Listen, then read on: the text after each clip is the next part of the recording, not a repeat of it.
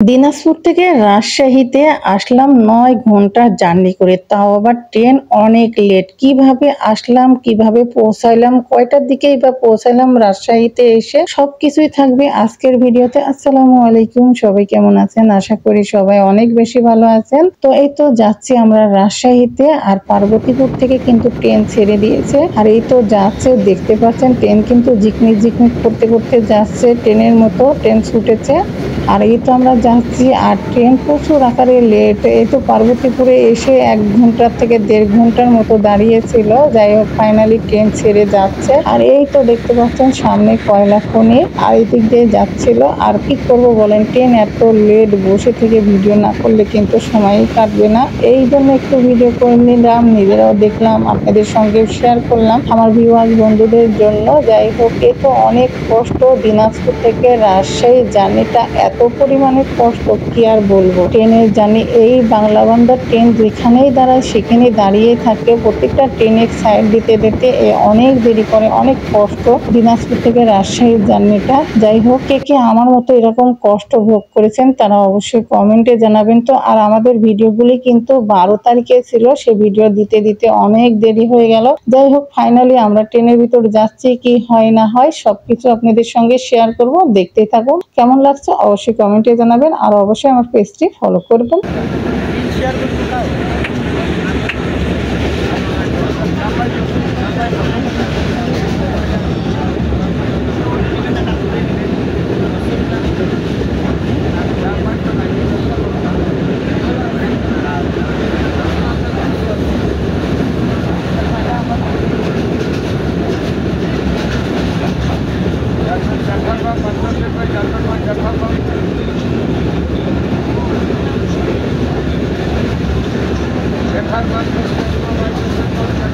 যাই হোক, আমরা ট্রেনের মধ্যে কিভাবে আসলাম না আসলাম সবকিছুই তো আপনাদের সঙ্গে একটু একটু করে শেয়ার করলাম। আর এই তো ফাইনালি আব্দুলপুরে এসে পৌঁছায় গেছে ট্রেন। 6:30 থেকে 6:45 বেজে গিয়েছিল।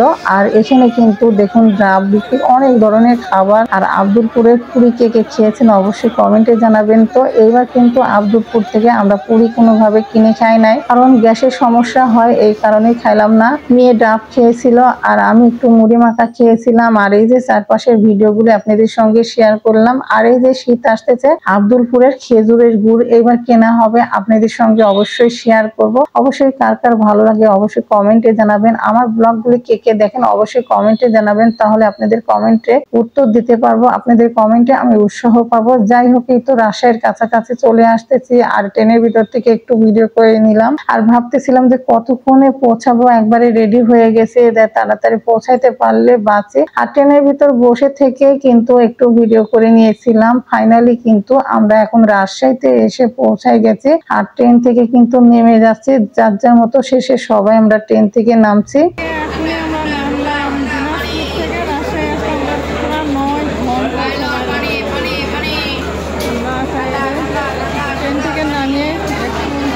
যাই হোক, আজকের মতো ভিডিওটি এই পর্যন্তই। কেমন লেগেছে কমেন্টে জানাবেন। এখনকার মতো বিদায় নিচ্ছে, আল্লাহ হাফেজ, আসসালামু আলাইকুম, সবাই ভালো।